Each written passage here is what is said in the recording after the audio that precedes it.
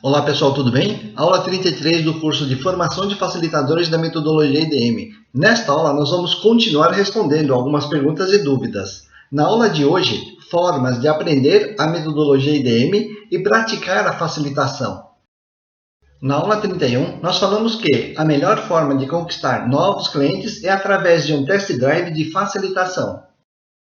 Porém, se você conseguir ministrar um treinamento da metodologia IDM, seja ela aberta ou in company, durante o treinamento você irá executar uma facilitação demonstração.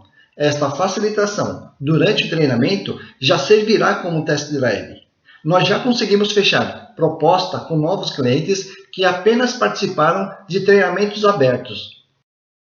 Por outro lado, quando você ministra um treinamento da metodologia IDM, você também estará aprendendo com maior profundidade as características e diferenciais do IDM. E ainda, estará praticando a facilitação para adquirir habilidade. Nós mesmos, no ano de 1994, começamos primeiro a ministrar treinamentos de criatividade e inovação. E só depois de meio ano é que nós conseguimos fechar a primeira facilitação de workshop.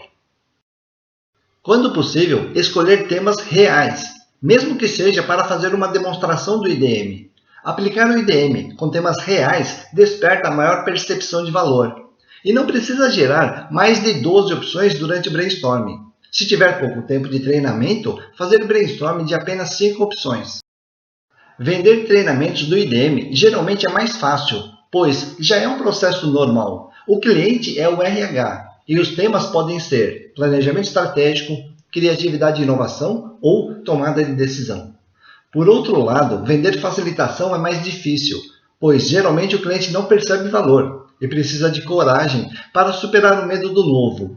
O cliente para facilitação é, na maioria das vezes, o marketing. Encerrando a aula 33 do curso de Formação de Facilitadores da Metodologia IDM. Nesta aula, nós apresentamos o treinamento da metodologia IDM como uma opção mais fácil de vender e é uma forma do aspirante a facilitador aprender a metodologia IDM e praticar a facilitação para adquirir habilidade. O treinamento também é uma forma de test drive para o cliente perceber valor na facilitação e, assim, facilitar a contratação. Uma diferença é que o cliente para treinamento geralmente é o RH e o cliente para facilitação geralmente é o marketing ou o diretor-geral. Até a próxima aula.